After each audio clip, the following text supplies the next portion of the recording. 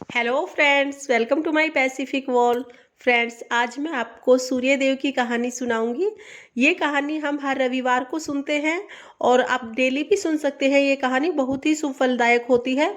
लेकिन अगर आप डेली नहीं भी सुन सकते हैं तो आप ये कहानी सूर्य सप्तमी के दिन जरूर सुने।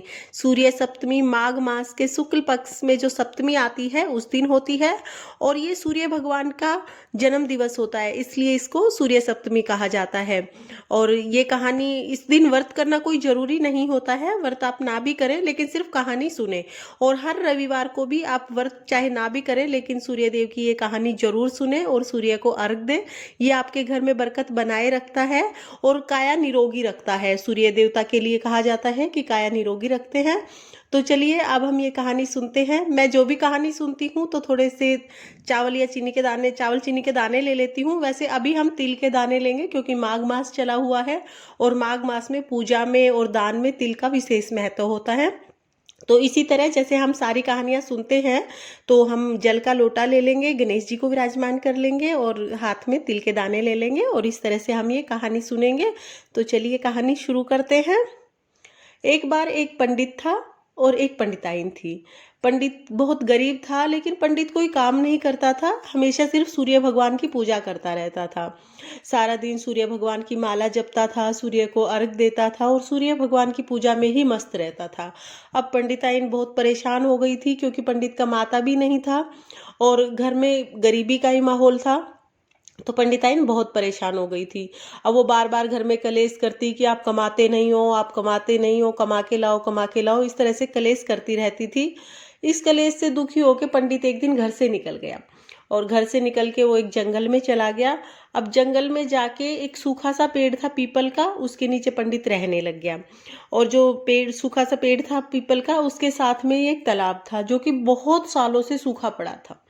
अब पंडित कहीं से दूर से जल लेके आता है एक लोटे में और अर्घ देता सूर्य देवता को। तो जब अर्घ देता पंडित तो उसका कुछ जल तो पीपल के पेड़ में चला जाता और कुछ जल चला जाता तालाब में। कुछ दिन ऐसे ही बीतते चले गए। तो उसके बाद क्या हुआ कि जो पीपल का पेड़ था वो एकदम हरा हो गया और तालाब भी धीरे धीरे करके पूरा भर गया। सब लोग आसपास से जो भी वहां से निकलते सब देखते कि अरे ये पेड़ तो बिल्कुल सूखा था, कैसे हरा हो गया। और तालाब, इतने सालों से ये तालाब सूखा पड़ा था और अब तो तालाब बिल्कुल ऊपर तक भर गया है। सब मानने लग गए कि ये तो वही पंडित है जो कोई काम वाम नहीं करता था और सब हमेशा सूर्य देवता की पूजा करता था। तो सब उसको बहुत मानने लग गए कि ये तो बहुत सिद्ध महात्मा है, हम तो इसको यूं ही सोचते थे। दूर दूर तक सब पूजने लग गए पंडित को। अब सूर्य देवता को लगा कि ये इतने दिनों तक मेरी पूजा कर रहा है, इतने दिनों से, मुझे इसको वरदान देना चाहिए। सूर्य देवता पीपल में आ गए और पीपल में आके आवाज लगाने लगे कि हे ब्राह्मण देवता, तुम्हें जो भी चाहिए वो मांगो। हे ब्राह्मण देवता, तुम्हें जो भी चाहिए वो मांगो। अब ये आवाज सुन के पंडित परेशान हो गया। अब पंडित को लगा कि भाई मैंने तो सुना था कि पीपल में तो भूत पिशाच बोलते हैं और हो सकता है इस पीपल में भी भूत पिशाच हो, कोई भूत भूत का वास है इसमें। तो अब पंडित तो बहुत परेशान हो गया। दिन दुगना रात चुगना सूखने लग गया वो तो, दिन पे दिन पतला होता चला गया। एक दिन पंडिताइन ने सोचा कि चल पंडित को देख के आऊं किस हाल में है, बहुत दिन हो गए घर से निकले हुए। पंडिताइन वहां आई, आके देखा तो पंडित तो बहुत पतला हो गया, दुबला पतला सा हो गया बिल्कुल। उसने पूछा कि हे पंडित जी, आप ऐसे पतले से कैसे हो गए, इतने दुबले कैसे हो गए, कौन सी चिंता है जो आपको अंदर ही अंदर खाई जा रही है।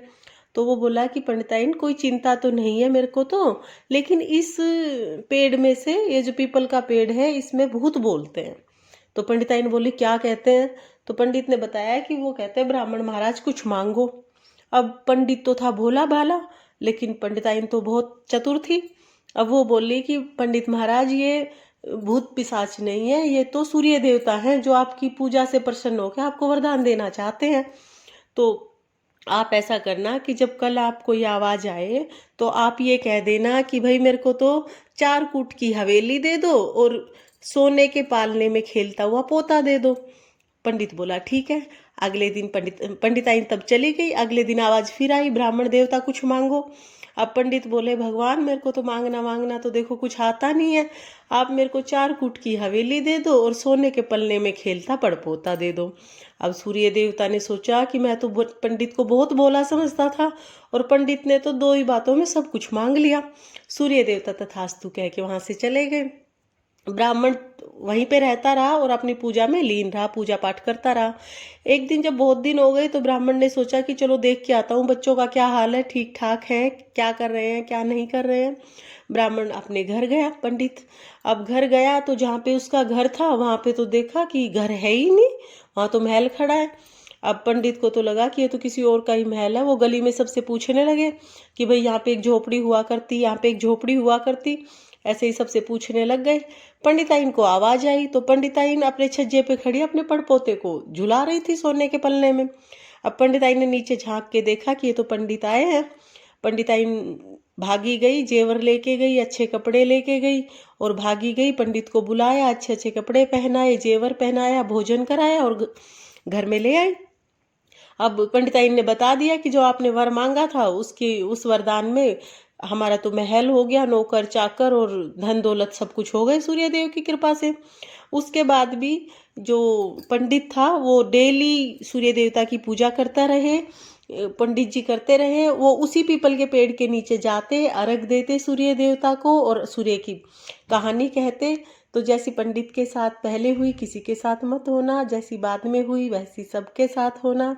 हे सूर्य देवता, इस कहानी को कहते सुनते हुकारा भरते सब पे अपनी कृपा दृष्टि यूं ही बनाए रखना।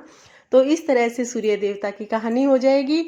और इसके बाद आप कोई भी गणेश जी की कहानी कह लें, क्योंकि जब भी हम कोई कहानी कहते हैं या कथा कहते हैं या कोई भी पूजा करते हैं तो गणेश जी की पूजा जरूर करते हैं। तो आप एक गणेश जी की कहानी कह लें और उसके बाद जो हमारे पास ये जल का लोटा है ये सूर्य देवता को अर्घ दें और सूर्य देव की परिक्रमा करें। फ्रेंड्स, अगर आपको कहानी पसंद आई हो तो मेरी वीडियो को लाइक करें और अगर आपने मेरे चैनल को सब्सक्राइब कर लिया है तो आपका बहुत बहुत धन्यवाद। और अगर अभी तक नहीं किया है तो प्लीज़ सब्सक्राइब कर लीजिए और बेल आइकन को भी प्रेस कर दीजिए ताकि मेरी आने वाली वीडियोज़ का नोटिफिकेशन आपको मिल जाए। राधे राधे।